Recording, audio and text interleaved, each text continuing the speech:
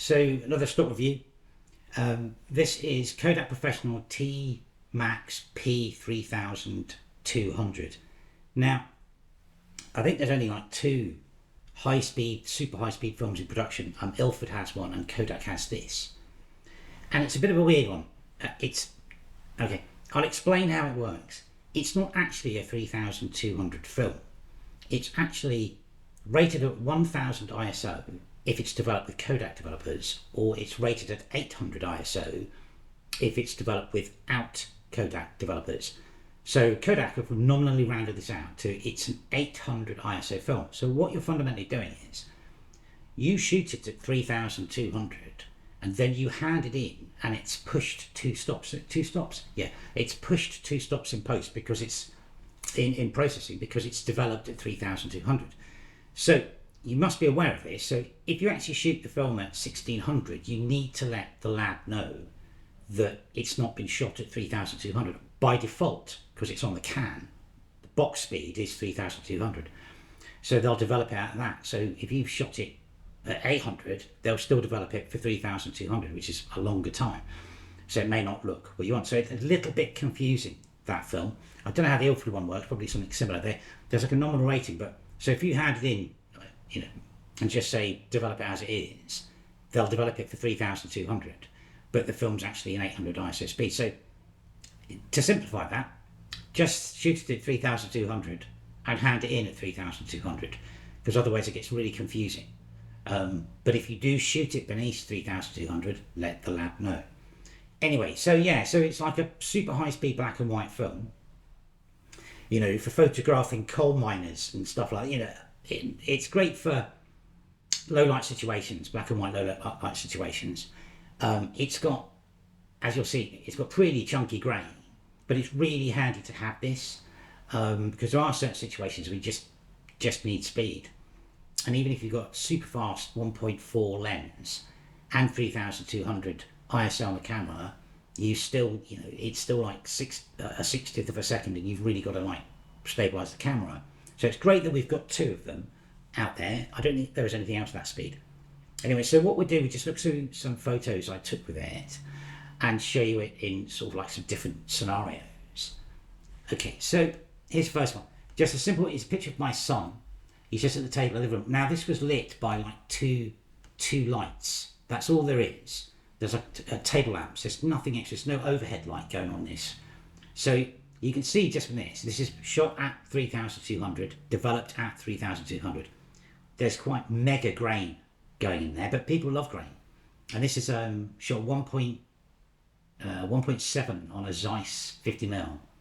Okay, next up, this was outdoors in the evening, and I just wanted to see how the lights picked up, some Chinese restaurant or something. And you can see it like sort of pops. It's quite much, doesn't feel so grainy now because there's a bit more light. This is like early evening, I think. What have we got here? Okay, this Camden Lock, and this is broad daylight. So this is like probably stopped down to I don't know, f11, f16 or something like that. But you see, it's got a lot of detail when it's sort of like lit properly. What have we got here? Camden again. Again, I think this was an overcast day and it was the end of the day. There's a bit more grain in this, and I think this is probably, I don't know, f8 probably, something like that. Bit more grainy because the light was going. And then here, yeah, this is quite towards the end of the day, and you can see it's sort of like this Camden Lock. It's sort of, I think that's probably a problem, more problem with the camera than the film, to tell you the truth, because it's quite sort of, it's not sort of dropping away very black left and right, isn't it? Anyway, okay, these tower blocks, this is when it starts to sort of shine, this film. Obviously, all the lights were coming on. It's dark, and you can pick up those bright spots. I've picked up, I quite like this. There's a lot of grain in the clouds, but I actually quite like that in this photograph. What's next? Okay, and here's a typical usage of 3200 film, the generic band photo.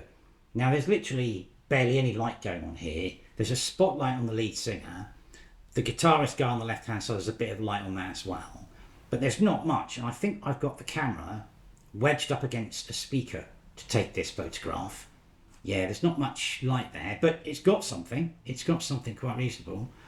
What's next? Okay, this was outside in broad daylight about FM. What I was doing here was just looking at how much detail you can get in the shot from this. Here's another view of the same thing, and it's got a lot of detail, and it's got nice tone. It's got really nice tone, and here's a wide angle of that sort of vertical wide angle of that whole area.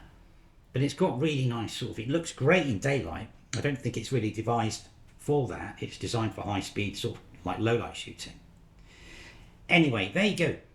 Here's a quick whiz through KODAK 3200 TMax. It's really interesting stuff. I mean, it's always handy to have it. I don't shoot tons of black and white, but you never know when. I had to do a wedding 3 years ago, and they wanted some film stuff done. And so literally I had to use that because there was no way, because of the lighting in the place where they got married, that I could shoot anything else. And they came out really nice. And they were grainy, but I think that's what they wanted. So yeah, so expect grain basically with this, unless you're in broad daylight, which is not, you might as well just shoot something else. I mean, it's a waste of film. It's a waste of a 3200 ISO film if you're shooting in daylight like I was. Very much, I think it'd be great early evening. You've got the lights and stuff like that, low light, and yeah, bands, you know, dark events.